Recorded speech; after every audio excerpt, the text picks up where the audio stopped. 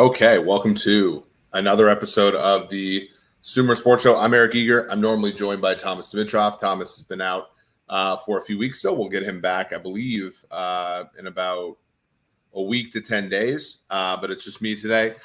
We've had some really good shows on the feed this week. Monday, myself, Tage Seth, Parker Fleming, we took coaches in a coaching draft, which was quite cool. People were understandably angry, I think, that there was no Bill Belichick to go in the first few rounds.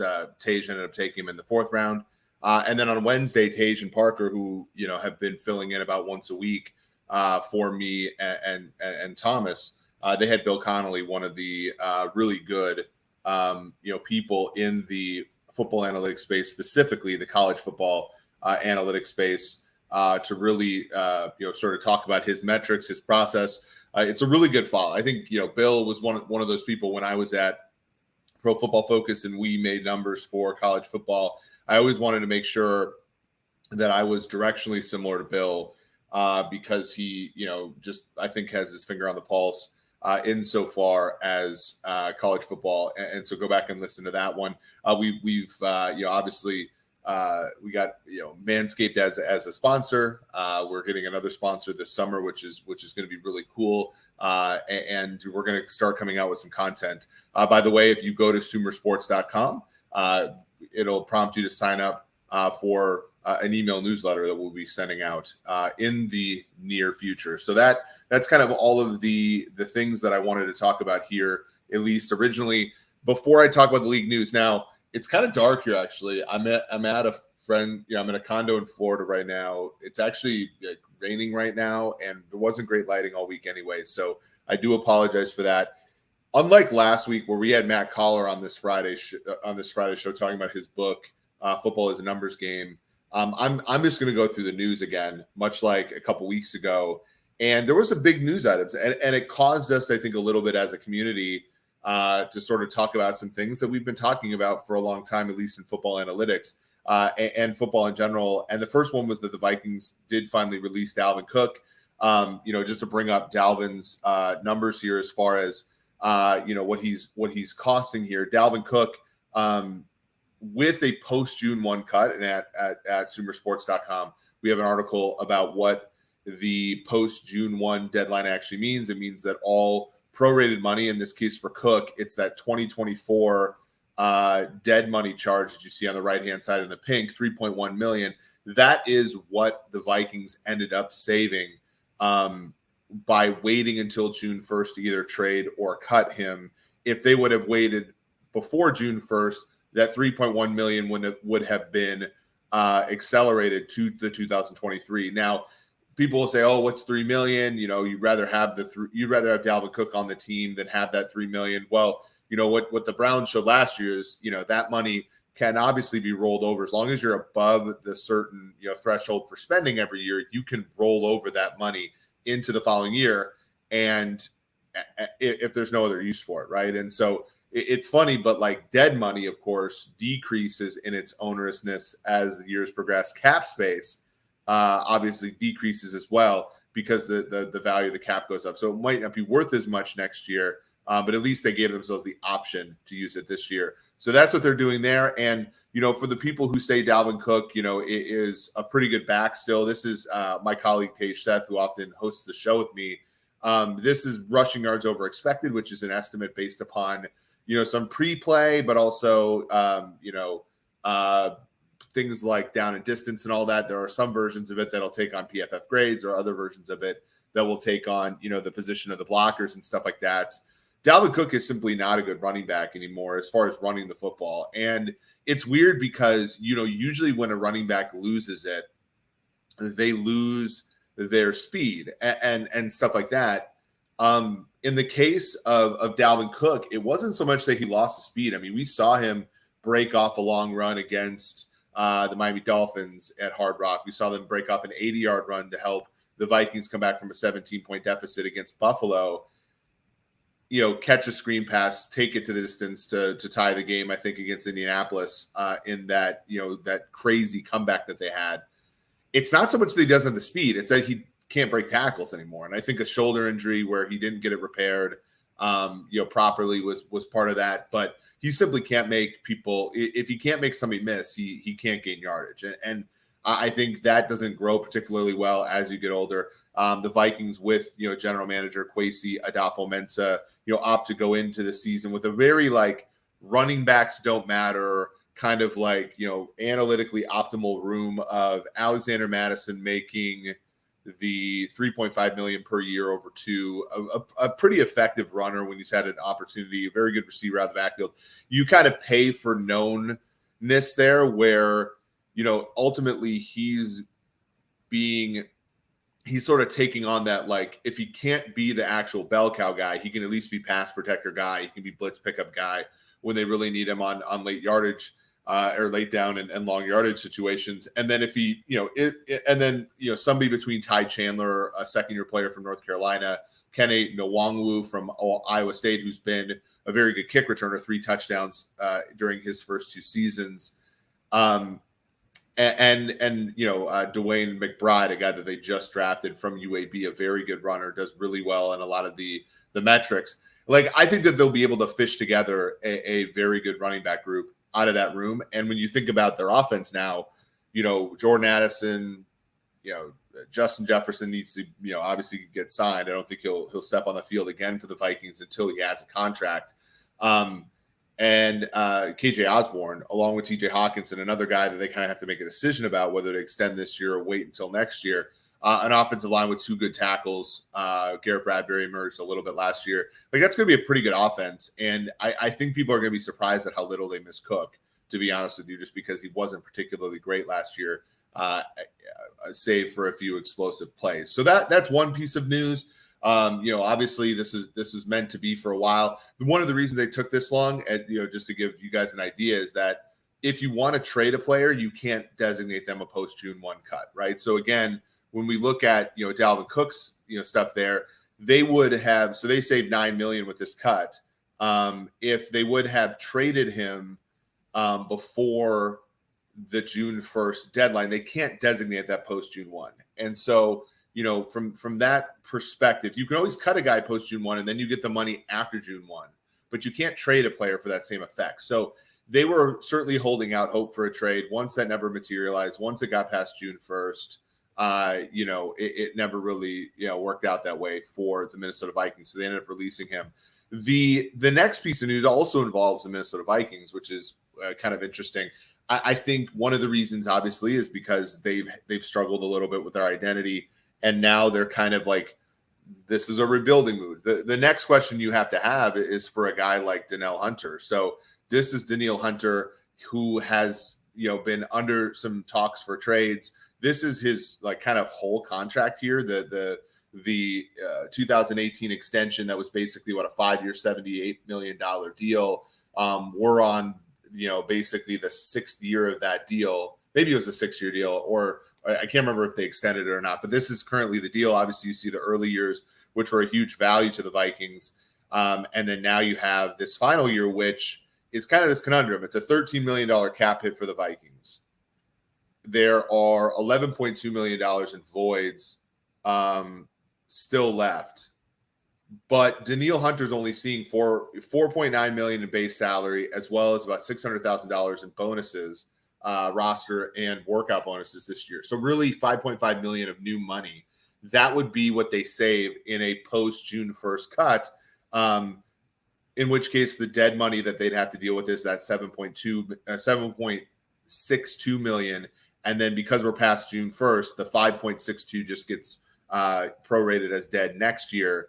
That's the conundrum that the Vikings are in. Danielle Hunter has really deserved a big contract. When you look at, his play, the only thing to get worried about, this is my old employer, PFF. I feel no negativity towards using their data because it is very good.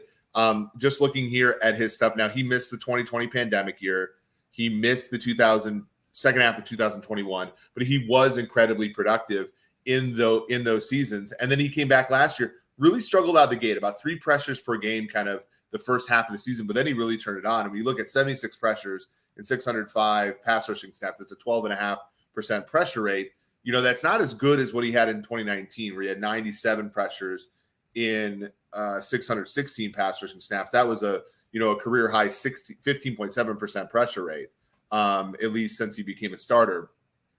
So he's still not back to kind of his peak, but this is a very good edge defender. And one of the things that I studied when I was at PFF, as far as the tracking data and the get off rates and things like that. If you want to look at that, go ahead and look at my Sloan paper from 2022. Danielle Hunter is one of those guys. He doesn't get off the ball that quickly. He's not like people think of him as a freak athlete, but he doesn't necessarily get off the ball that fast. He does, however, obviously finish plays.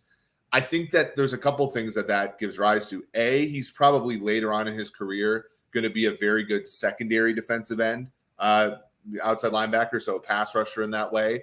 But B, I think he will age well. I mean, if you're not dependent so much on athleticism to get by, if you're good with your moves and things like that, I think you can age better. So it's weird. Hunter's never been a lone person in this Vikings defense, maybe except for 2019.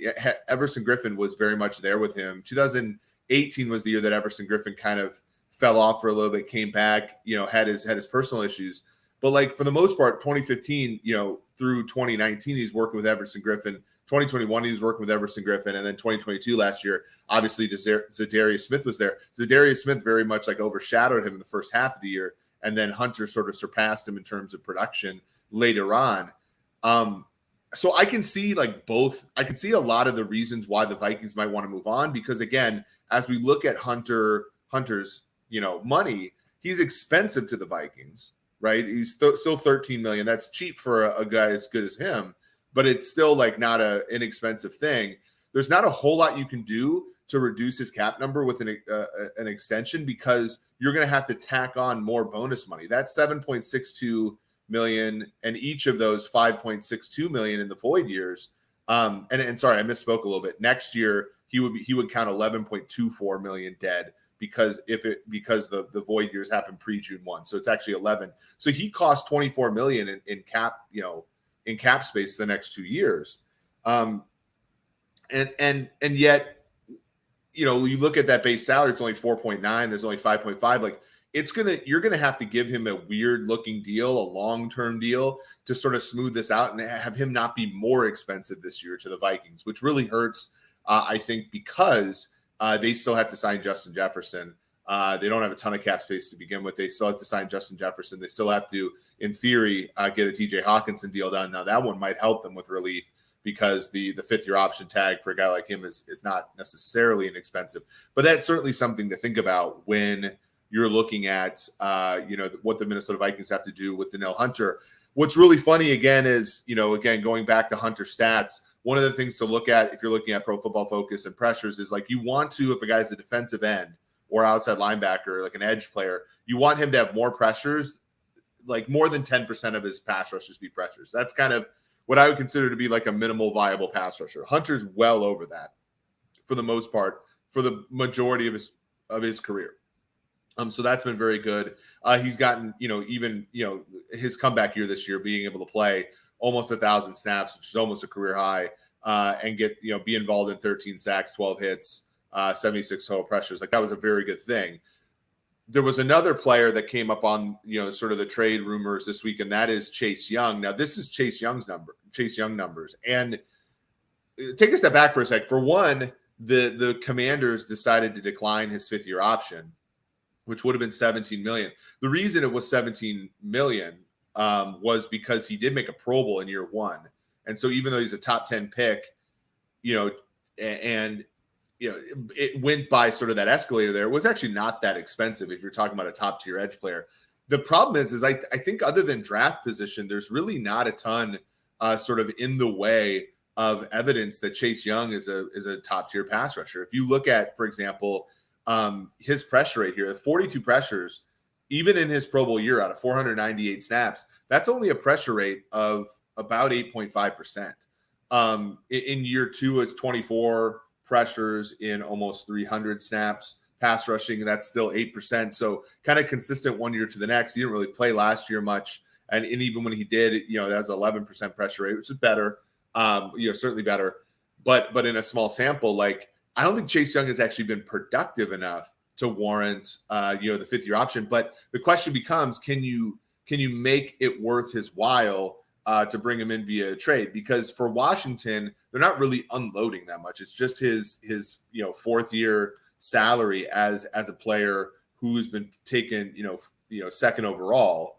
And so, they're not necessarily unloading a ton. So I don't know necessarily if they have, is it worth it for them to save 11 million? I think at 11 million, Chase Young is certainly a value on the field.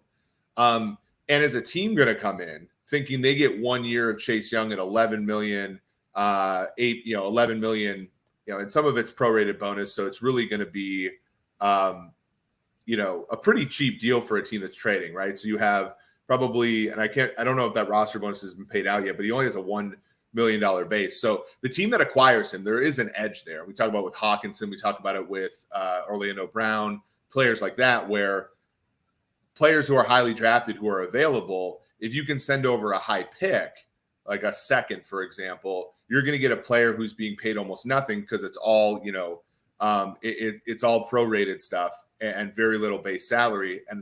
And you get that player on that very reduced salary, and you get them for just a short time, and then you have to extend them or let them go. And letting them go for a comp pick is oftentimes a much better move than simply re-signing them, which might be one of the reasons why the Vikings are balking on Hawkinson. So with the Chase Young thing, you really have to ask yourself, okay, after a year and a half really of injuries, after a performance in 2020, which wasn't terribly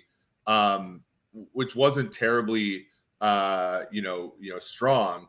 I think that it's a really good question. I think you really have to trust your player eval here. We know that high draft picks, we know that signal carries. So there might be a team that's willing to belly up and give Washington what they want. Maybe it's one of those things where if Washington gets into kind of that, certain part of training camp and Sam Howell and Jacoby Brissett are so bad, they want to get a quarterback. Maybe Chase Young is a bargaining chip there. But those are two great contrasts. Hunter's been very productive. I expect him to be productive in the future. But he needs a new contract. The Vikings are going to be, hell bent to give him one. And Chase Young, who also needs a new contract, probably hasn't earned one yet.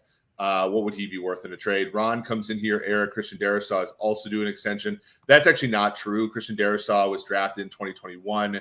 He has a whole season. Now they can extend him after next year, 2024.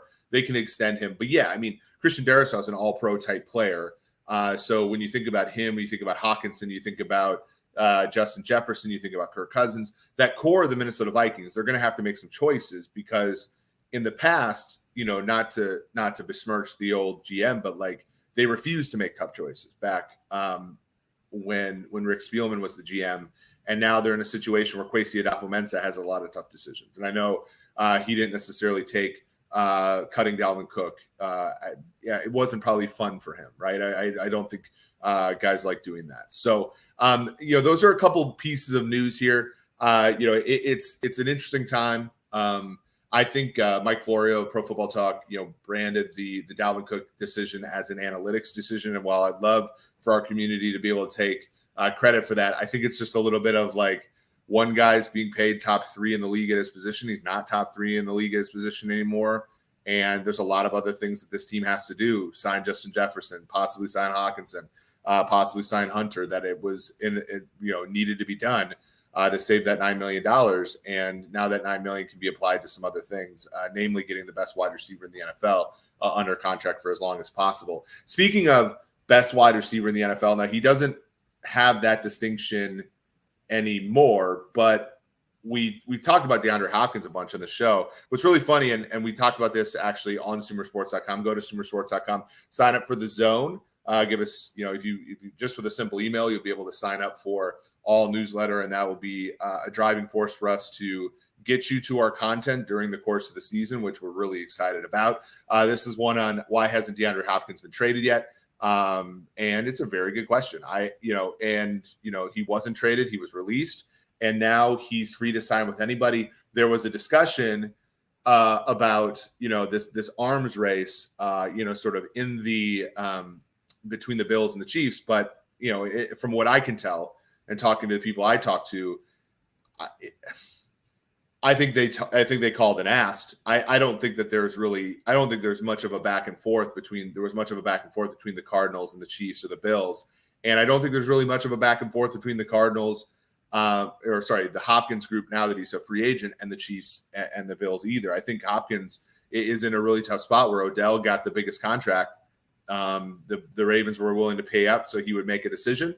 And Hopkins probably should ask for that much money, but I don't think there's that many teams that have that money in the banana stand right now. There are a lot of people who are saying, well, you can easily make this money, but you have to look at the way in which teams spend cash and the way in which teams like to allocate their resources. And a team like for example, the Chiefs, they simply don't. They have too many other things they have to spend cash on to really think about Hopkins, even though, yes, they could make the room. Most teams can make the room for any deal that they want to. It amounts to whether the owner wants to put that money in escrow and whether the team wants to handle that risk long term, as to whether or not that player ends up being on that team. So very interesting week, like I said, of things. I do want to answer some listener questions. Actually, let's just go ahead and take one from Brian here. How does the transition from Brian Flores 3-4 scheme impact Hunter's value for the Vikings? Does he fit a 3-4 scheme? Or is that perhaps the Vikings move Hunter for picks? Like, that's a good question, Brian. Like, last year Ed Donatel ran a 3-4. So Hunter has been standing up as an outside linebacker for a year now. And there was, I thought, like some discussion of whether or not that was part of his struggles early in the season when he wasn't getting as much pressure. But from the perspective of Hunter, it's going to be the same. He's going to be standing up. And most teams now, like just a kind of an inside baseball, like back in like 2006, about 2/3 of plays were in traditional base defenses. So 3-4s or 4-3s, in which case there was truly a difference between, whether you were a stand-up OLB or a down defensive end, because you would, if you were one of the outside linebackers that was supposed to drop in coverage, like it was just something you did all the time. And even rushing from stand-up is a little bit tricky. Now, it's funny because when Hunter was a rookie, he rushed from stand-up a lot, and that was what he felt comfortable with. He looked pretty comfortable at the end of the season last year, but that's a good question. The thing now is, though, like more than 2/3 of plays are now running nickel. And from the, not that many teams run 3-3-5 nickel that much. So usually it's either, if you're a 4-3 team, you run a 4-2-5 nickel, in which case the two defensive ends play the exact same role essentially as a 2-4-5 nickel, which 3-4 teams play, where those two stand-up outside linebackers are effectively the pass rushers. So for a lot of the NFL, the distinction between being a stand-up player in a 3-4 and being a hand-in-the-grass player in a 4-3 is a little bit overblown. But that's a good question because, they are undergoing some changes. But it's not a change. It's more of a change for some of the secondary players, and probably one of the reasons why the Vikings didn't hang on to Duke Shelley or Patrick Peterson, because they were better zone corners and they wouldn't necessarily be able to fit into the man scheme. I'm not sure about Shelley. There's such a low sample on him, but I know Peterson, the prevailing wisdom was that he would get cooked in a more man-heavy scheme. And that's kind of really where I think the changes are, and why they went out and got Byron Murphy with inside-outside flexibility rather than getting Peterson as a sort of an older corner. This is a really good question. Sean Donahue, a very good follow on Twitter, by the way, is playing a more aggressive style of defense when you have lesser talent and experienced players plus EV, i.e., do you want to create variance when you have a weaker defense? Thank you for this question. Now, I hope, go to sumersports.com, go ahead and look at our weak link systems article. Go look at our article about wide receivers and man and zone. I think it's, historically, the answer has been the exact opposite, actually. And if you are a weaker defense, what you want to do is play more zone. And the reason is because zone defense, generally speaking, extracts the actual talent differences between wide receivers and secondary players less efficiently than man does. And so one example that I came across, in our data was, when the Ravens were really playing good, under Wink, when they were really killing 2018, 2019 or so, they would kill teams, and they would, with their margin of victory in 2019 was huge. 2018, even I remember the game against the Titans, they had like 11 sacks. When you have a talent advantage and you run man coverage as a defense, it exacerbates that difference in talent. If you have a deficit, so like whenever they would play Kansas City, they would get absolutely roasted because it was the one team that could beat their man coverage with Tyreek Hill, guys like that, even McCole Hardman with this deep speed, Sammy Watkins. And so like, I think man coverage exacerbates the differences between two teams. So if you're the better team, you should play man, because then what's the expected outcome is likely to happen more often. If you are the weaker team, you should play zone and try to muck it up and basically try to have noise take over the game. And so it's a little bit counterintuitive, because I think people believe that man coverage gives rise to like sort of more interceptions and stuff like that. So I think from a man coverage standpoint, you should play less of it when you are weaker. Now, from a blitzing standpoint, that's a really good question. Like blitzing, stunts, all that kind of stuff. My guess would be that you want to blitz more when it's because blitzing gives rise to more man coverage. So like that's kind of a little bit where I get worried, and that's why I immediately went to man coverage versus zone. I would find ways to get creative with rushes, and I would rush more, but I think on the back end where you have more, you have to have more zone coverage if you're the weaker team. And that's, a rule of thumb, not perfect, but kind of would keep me from saying being aggressive is what you want to do when you're the weaker team. I think you want to be a little bit, not defensive, but you want to give rise to more variance, which might mean more zone. Okay, so in my opinion, so this is Ron. In my opinion, this teardown in Minnesota is about 2 years overdue. When Courtney Cronin was here, she begged for it. So so why now? Courtney's a good friend, actually friend of Sumer as well. No, I agree. I mean, look, I think, and I like Kwesi quite a bit. I think he's very smart. I'm rooting for him for sure as a friend. But I know that it's not necessarily his decision on everything. So I think that they've done a good job. If you mod out by the fact that ownership always wants a winner in Minnesota, and like I grew up there, so I kind of know that they've only really been bad a handful of times in my life. And I think that for them being relevant all the time, and they, in the Kirk Cousins era, they've only played, I think, 2 games eliminated from the playoffs. They've only been, if you take out the playoffs, they've never been more than a 7-point underdog in any of Kirk Cousins' starts. So they're in it all the time, right? And I think that that's kind of their goal. And even though like analytically inclined folks like us might think, why not tear it down and build it up like the Bears have? But I don't. It's some realities here. Here's a good question with Sean as well. Pack the paint versus a press in basketball. If I have the worst players, I want to get in the muck versus better athletes. You want to put pressure on. Yeah, that's a very good analogy here. Really, really enjoying the questions. Keep them coming in the chat. I'm going to go ahead and read some of them from Twitter. Give me an opportunity here. I'm not going to post Twitter questions up here. Let me find some. This is a good one. This is from Ian at Ian_sportsdev. It says, how important is cornerback run stopping and tackling? Do PFF grades reflect the relative importance of those skills? So no, I don't think so PFF doesn't put value. Well, I take that back. They try to put some value into the plus minus grades, but for the most part, you should interpret those grades as how well did the player do adjusted for situation. I don't know if they adjust for situation quite as well as they should, but they at least try. But I don't think you should say because a guy has an 87 grade that they did that more valuably than another player. Like I don't think that that's a good enough lead. I think cornerback run stopping, I'd use it to break ties. If a guy's a wuss and he doesn't want to tackle, and he's an equally good cover corner as another guy, I'd obviously take the guy that can tackle. I don't think it's a be-all, end-all. I don't think that it's, like Marcus Peters never wanted to tackle anybody, but he was a great player for the Chiefs, and he made his fair share of plays.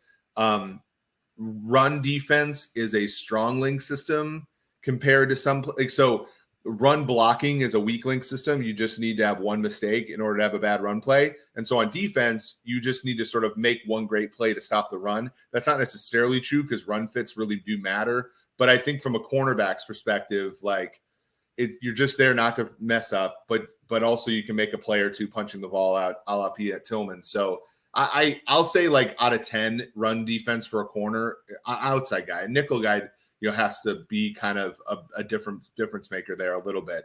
I would say it's like a 2.5 out of 10 in terms of importance. This is a great question from Sean. I wanted to talk about this as well because I have put up my simulation. Who is one team you are higher on than consensus and vice versa? So I will take some of these questions as well because we do have our simulation built out for Sumer, and that will be something that is available for people once they get a subscription to the Sumer Sports website in the fall. So just be out on the look for that. Green Bay is a team I'm higher on than a lot of people. I think win total 7.5. I think over that, if you look at FanDuel or DraftKings, is like I think there's like an 8% edge of going over there, which is a lot. Look, last year we really liked their defense going into the year. Everybody did. They flopped. I think defense is always a year late. So I think you still have talent there with Wyatt, Ken Clark, Gary coming back from an ACL. Hopefully that he can return. Preston Smith, Quay Walker came on at the end last year, and they got Jair Alexander, Rasul Douglas, guys like that. So I think the defense will be pretty good. And I think Matt LaFleur is a much better coach than people give him credit for. I think that with respect to getting Rodgers to the MVP level. Now, I don't know if he's responsible for that entire leap from like where Rodgers was so mediocre he was going to be replaced to MVP 2 straight years, but I think he gets some of that credit, and I think he can make Jordan Love into not a great quarterback, but a good enough quarterback in the NFC. I mean, Dak, Hurts, Kyler, Stafford, Cousins, those are probably the top 5 quarterbacks in the NFC. And if Jordan Love can get within striking distance of that group, like they're in the playoffs. So I make Green Bay about 8.2 wins, 42% to make the playoffs, 26% to win the division. So when they were 5-1, that was a really good gamble. So fair number would be like 4-1, 2% chance to win the Super Bowl, 3% chance to get first overall pick. So that's one. More broadly speaking, you have a strong preference for building front to back or back to front on the defensive side of the ball. Is pressure more important than coverage if forced to pick? Like this is another one where 2019, my colleague George Shahiri and I published an article about coverage versus pass rush. We've iterated on it a few times. Now, George and I no longer do a show together. He's still at PFF. I'm a Sumer now. But I'll say this. Coverage is more important as a unit than pass rush. The problem is that coverage is generally dictated by the 4th or 5th best player in your coverage unit, whereas pass rush is generally dictated by the 1st, 2nd, and 3rd best player. So it's a strong link system versus a weak link system. So if I were to have to answer that question, I would say that that I would take a pass rusher first, and then I would take defensive backs for the next 4 or 5 picks. If there was a truly elite interior defensive lineman, I'd think about him later on. But I would try to get 1 pass rusher and then 4 coverage players is kind of the order I go. So that way my 4th coverage player is not weak. I can withstand that. I'm going to answer the second part of Sean's question. Who am I high? And he says, why the Colts? I actually don't mind the Colts here, Sean, and this is why. So if I look at strength of schedule, the 5 easiest strength of schedule teams, Atlanta's schedule is about a point easier per game on a neutral field than the average team. New Orleans in their same division, 1 point, about the same, about a point easier per game. Houston is about negative 0.92 points better than the average schedule, and then Indianapolis is 0.87 points worse. So they get a point a game based on their schedule. Their win total is 6.5. I'm more in that 7.4 range. I've told people I like Anthony Richardson with Shane Steichen. I think that's a great pairing, and so I'm a big fan there. Yeah, I think you could do a lot worse than the Colts in the betting markets this year. Jonathan Yang, is it possible not to build a roster without a hole in? It's basically not possible to build a roster without a hole in 1 to 3 position groups. Excluding running back, which position group are you willing to take an L on?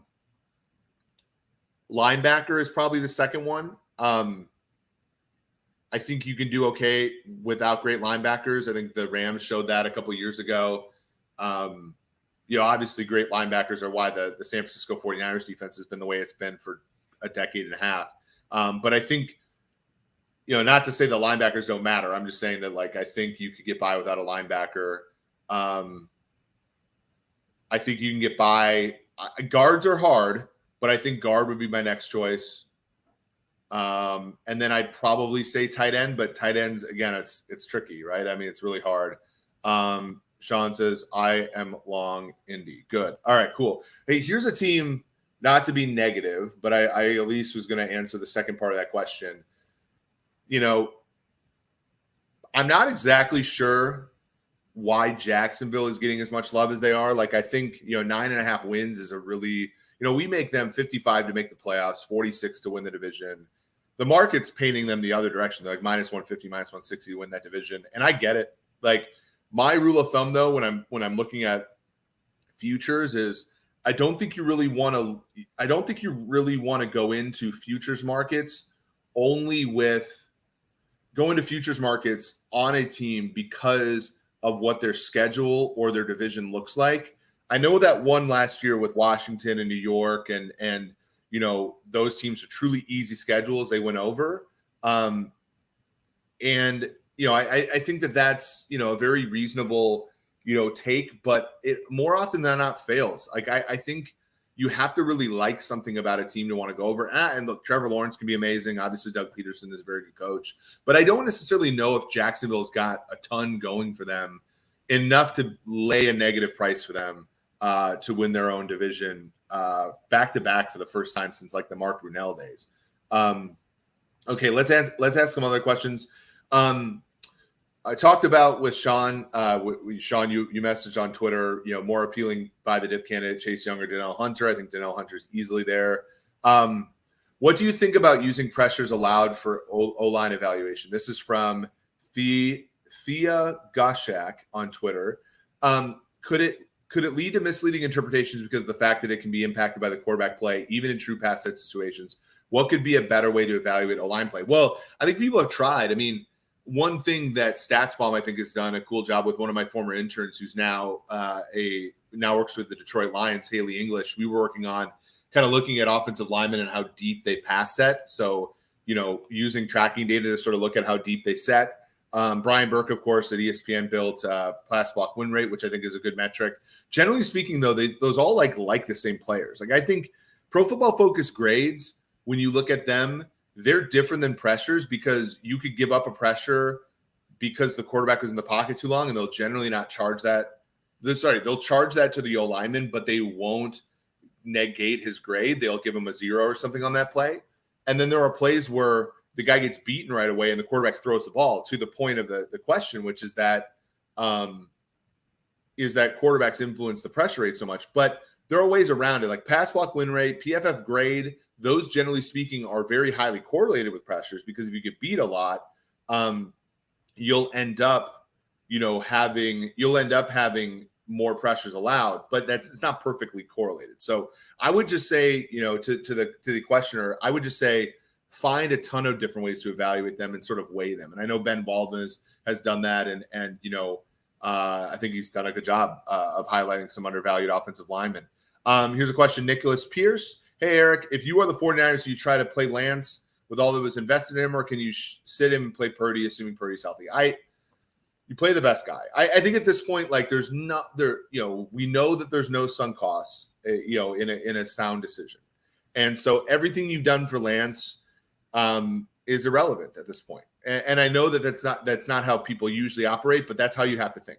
And in fact, you can use that against the league, because if Trey Lance, if everything was known about Trey Lance, like he hadn't played really anything since 2019, he only has so many starts, he's injury prone, or he's not injury prone, but he got injured, no one would want him, right? If he had Brock Purdy's pedigree and Trey Lance's production so far, you wouldn't get anything for him.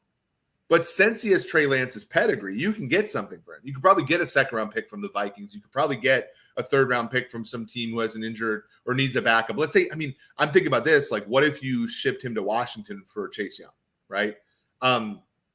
That you know, I don't know how perfectly that would go down, but like that to me would be like if Washington's at the end of August and they're like, holy shit, our quarterbacks stink, then you could very much, I think that swap would really be beneficial.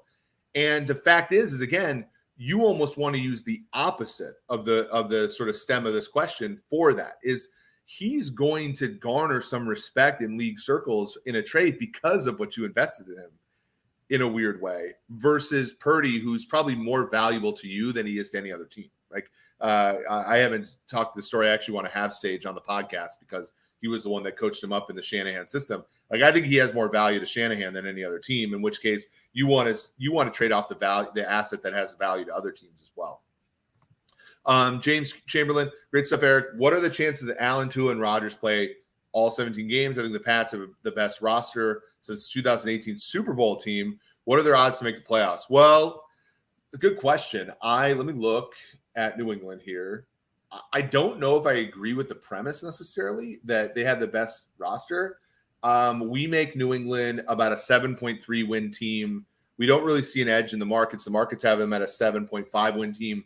We would give them a 25% chance to make the playoffs, a 10% chance to win their division, and about a 1% chance to win the Super Bowl. So it's a little bit longer shot. Now, their data is weird, right? Because you had one season where Mac Jones was fabulous. From my perspective as a rookie, he exceeded all my expectations.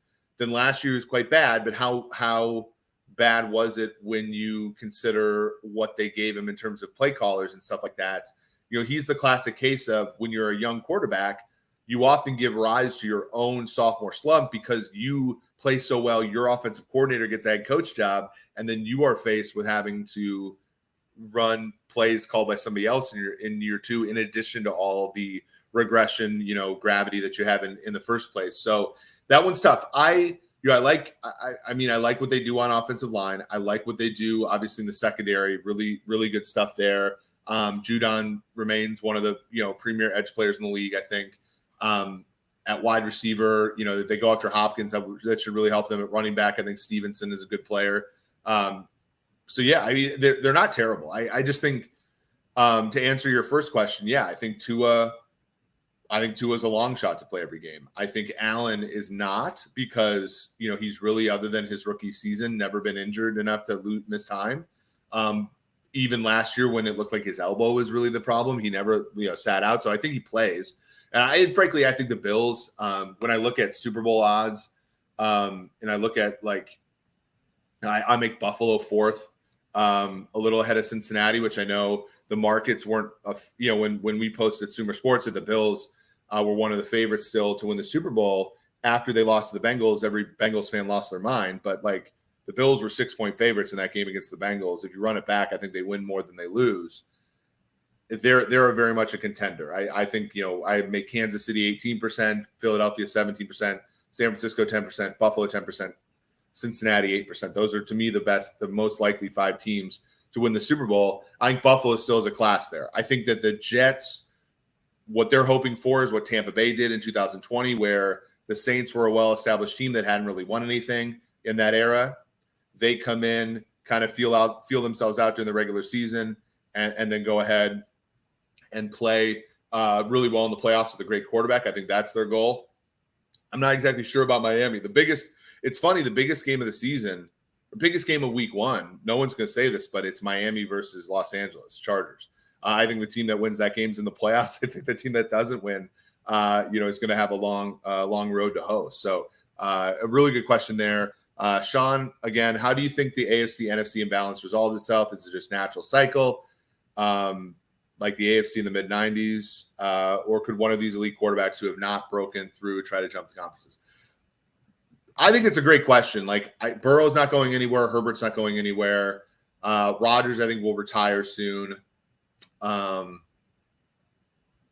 Beyond that, it's still young guys. I mean, it's young people on the AFC side, and I don't think there's a mechanism to transfer them from one to the other. I mean, And I think if a player were to transfer from the AFC to the NFC, it would be one of the weaker guys, right? It would be kind of like a Kirk Cousins type player who's not a bad quarterback, but Kirk Cousins is not changing the complexion of the conferences that way.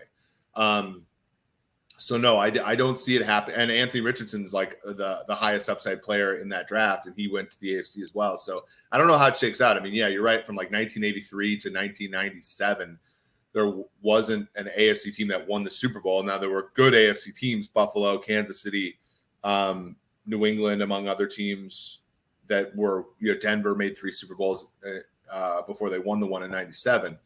But yeah, I think it's going to be a while. I mean, you just can't dig out of the fact that your quarterbacks are all kind of mid-tier guys, and that's just really hard to resolve. So I think that's it for questions on the Twitter. Does anybody have? I'm gonna leave the chat open for another second here while I give out an ad for Manscaped. Okay, right. Father's Day is coming right up. Manscaped is your place to show your father, show your boyfriend, show your husband, show your friend who has one of those boyfriend, husbands, fathers, anybody that you care about them. Manscaped, the tools for the family jewels. Weed Whacker, my favorite Manscaped tool, helps me, take care of my nose hairs, my ears hairs, all that kind of stuff. The Lawnmower 4.0, 4th generation lawnmower for all of those delicate areas. You get 20% off with the promo code SUMER, SUMER. We really appreciate all of you that have supported the show through that. There will be another opportunity with another sponsor later on this summer to help support the show. So we really do appreciate all of you for joining today, for supporting Sumer Sports, and for going to Manscaped and getting your 20% off with promo code SUMER. Can't forget that, right? You can't forget to pay some bills here with the podcast. So this has been a lot of fun. I like doing these Friday shows, just kind of, chopping away, giving the listeners some access to some unfettered answers by me. This has been a really fun NFL offseason. We will get Thomas back in about a week, which will be great. I can't wait to chop it up with him on air. It's been not the same without him, of course. If you like what you heard today, hit the like button, hit the subscribe button. Tell a friend about the show. Subscribe on all your platforms. Leave a review, because I do read the reviews, especially if they are in the form of a question. So thank you all for joining the Sumer Sports Show.